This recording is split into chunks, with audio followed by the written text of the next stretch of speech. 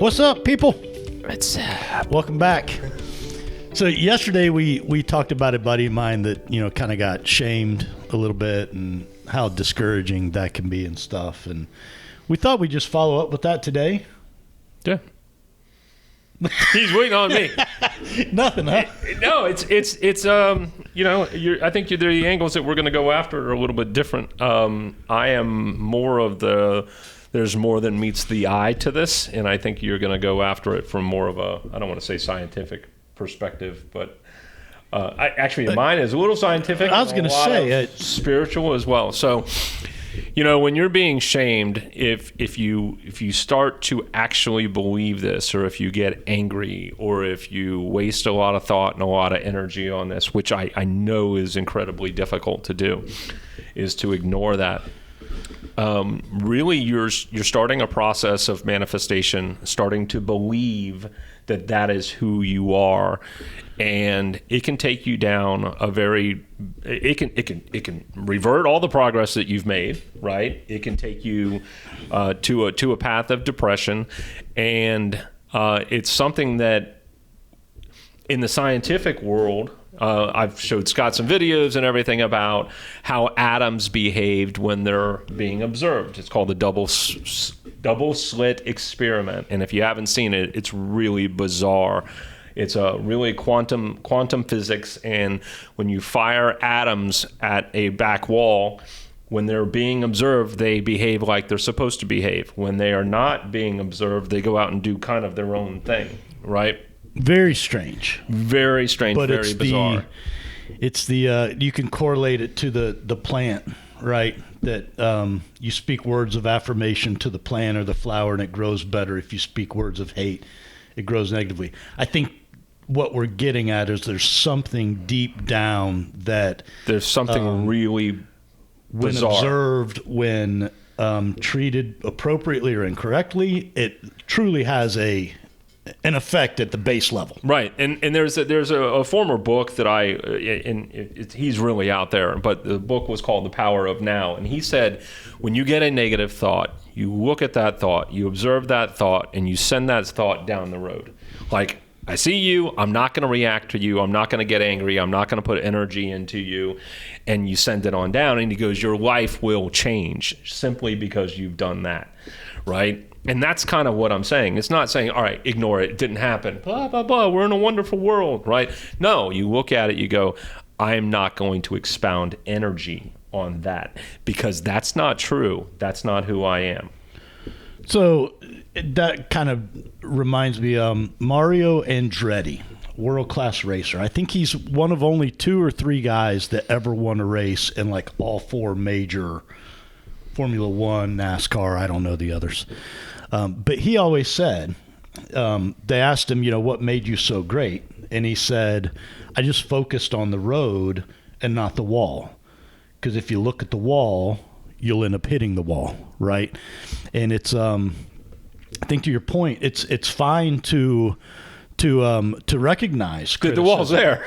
Right. I mean, you have to, anybody that's driven through a massive construction site and sitting, or a highway construction, and you're sitting on, hey, the wall's right here. Right. To your point, I think that if you spend a lot of time focused on that wall, you're going to hit the wall. But if you focus on or where you're going to go in the other way. Yeah. Focus on where you're going, the wall will just keep breezing right by, the barricades, whatever analogy you want to use. So any tips, tricks that you've thought of about, all right, how do I deal with these people? Some of them you could be married to, some of them they could be living in your family own household. members. Yeah. What? Well, I think the first thing I would encourage people is most often we are our own greatest hater.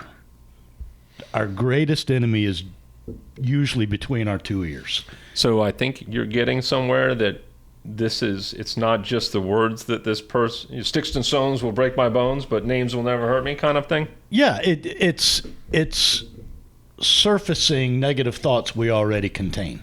And I think so deep down you already believe, Scott, you're ugly.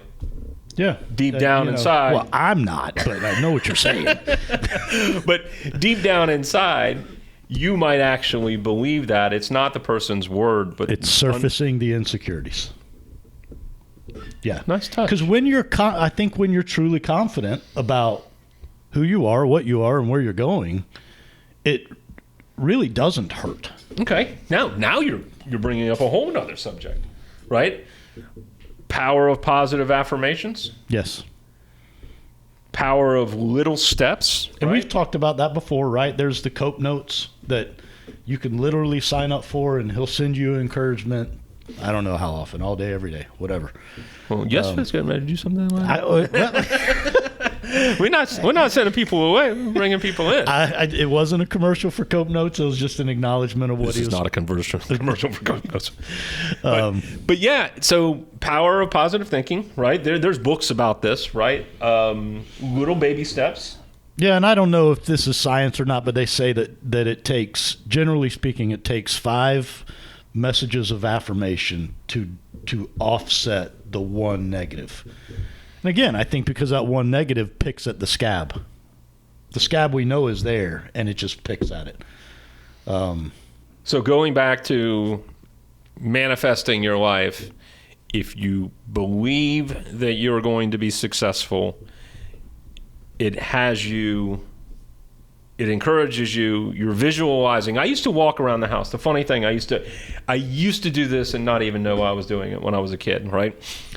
When I was 6, 7, 8 years old, I'd walk around the house and I'd swing the fake baseball bat that was in my hand. And I would do it a couple thousand times a day, and my dad hated it, right? He's like, sit down, shut up, sit in your seat, right? And I was playing the baseball game over and over and over and over again in my head because it was fun. I was envisioning being in the World Series. I was envisioning, and when I got on the field, that played out. I never made it to the World Series or anything. Funny you say that.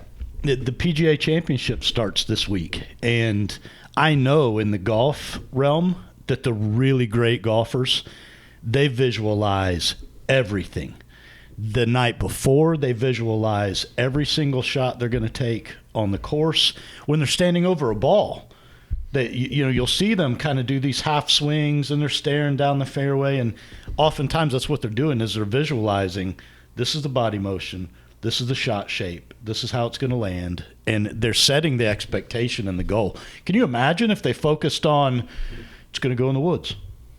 He'd be all over the place. They'd hit like me. But that's fantastic. I mean, they've played that shot out a couple thousand times in their head already. Yeah. And that's what you need to do, right? You need to start to believe that you are who you want to become, and then sticks and stones won't hurt you anymore. Yep. I got Sticks one last. Stones will hurt you. Names won't hurt you. Last nugget, and I don't know who said this, but it's gold, right? He said, "Ignore the booze because they usually come from the cheap seats." Nice. All right, that's deep. The person who's throwing the language out is the person who's never done it themselves. Because if they had, they understood what it took to get there. Yep. I like it. All right, we'll close with that, I guess. So, questions, comments, concerns, email us at snackcast@yes.fit. Stay moving. See ya.